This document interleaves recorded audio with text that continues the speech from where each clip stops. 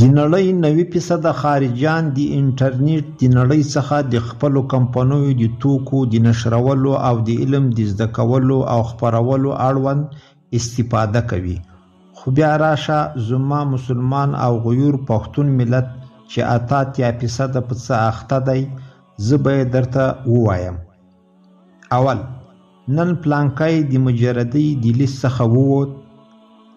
دوم، د ښایسته ځوانانو سیالۍ. دریم، که مسلمانې نو کمنټ شي د الله نوم ولیکه، که مسلمانې دا شیر کا. څلرم، دوستانو نن د افغانستان د کرکټ لوبه ده، څوک د کوم ځای څخه ناست یاست، یو دانه سیلفي د یارانو سره، دوستانو ستاسو ځای خالی دی. شپږم، دوستانو مریض یم، ستاسو د دعا په هیله. اووم، د انجونو په نام آی ډي جوړول خو عام دي.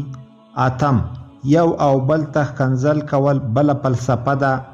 نم، خاینانو ته کمپاینونه کول او هر بوتل ته اتل ویل ځانګړی بحث ده. لسم، بربند عکسونه او فلمونه کتل او نشرول. دولسم، بېمعنا او بې مطلبه شعرونه، ټوکې او ټکالې. دیارلسم، دوستانو نن می زوی یا لور پیدا شول.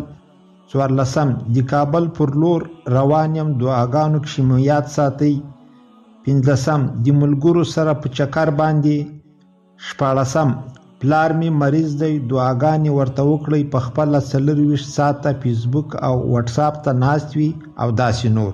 ای د دې عصر ځوانانو تاسو ته وایم، د الله جل جلاله خاطر وکړئ، د پالتو لیکنو او پالتو پوسټونو او د پالتو تصویرونو او ویډیوګانو څخه سخت پرهیز وکړئ. مه یې شیر کوئ او مه یې لایک او کمنټونه ورته کوئ. کله چې تاسو شیر کړئ او هر ملګری یې وګوري نو تاسو په ګناه کښې ورسره شریک یاست، او که مړه هم شئ نو تاسو ته به په قبر کښې عذاب درکول کیږي.